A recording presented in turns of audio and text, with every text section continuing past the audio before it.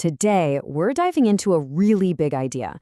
Investing isn't just something you should do, it's something you have to do. And we're going to break down why your mindset, not the crazy up and down chaos of the market, is literally everything when it comes to long-term success. So I get this question a lot. It makes sense, right?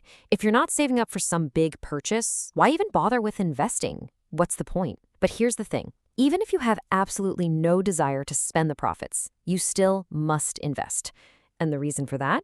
Well, it uncovers a fundamental truth about the entire financial system we're all a part of. All right, so here's our game plan. We'll kick things off with the core problem every investor faces. Then we'll look at why our system pretty much forces you to invest. We'll walk the line between the tightrope and the abyss, figure out why so many people fail, and then we'll lock in on how logic and mindset become your ultimate superpowers.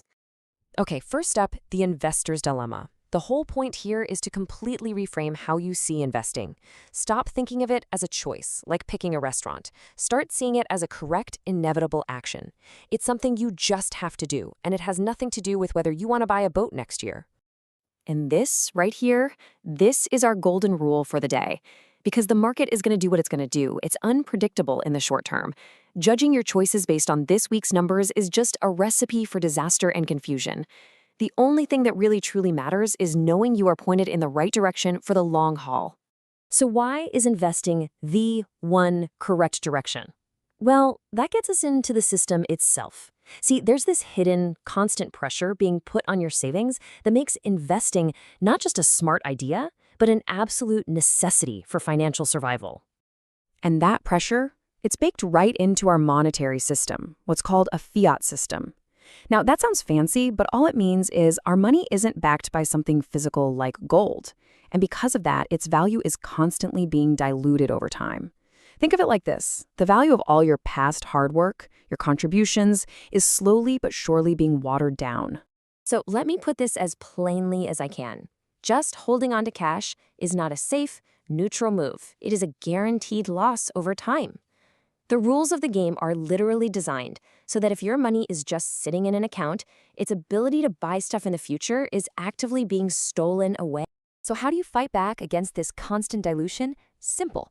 You have to exchange that cash for assets. You need to put your money into things that can grow or generate their own income, things that can outpace that sneaky dilution.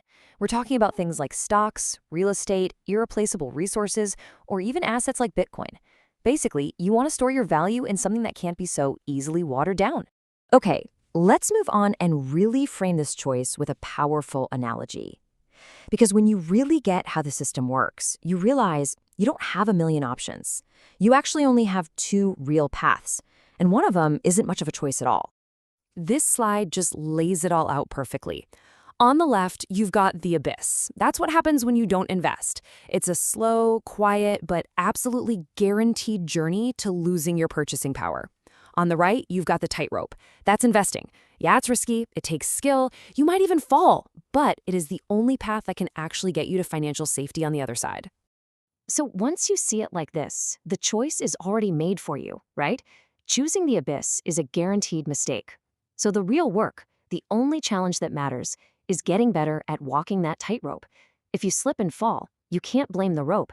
Your one and only job is to get better so you don't. Which brings us to the most critical piece of the puzzle. Why do so many people fall off that tightrope? It almost always boils down to one thing: psychology. It's all about how our brains are hardwired to react the second we start to feel a little bit of a wobble. Does any of this sound familiar? The market takes a dive, and boom, panic mode kicks in. Your first reaction is to question the whole journey. People start thinking, should I just sell everything and go to cash? Or they get jaded and complain the system is rigged. A classic mistake is stopping a dollar-cost averaging plan when prices are low. You miss the golden opportunity to get back to even on the very first bounce. Instead, you end up needing the price to triple just to break even, while everyone else is already cashing in.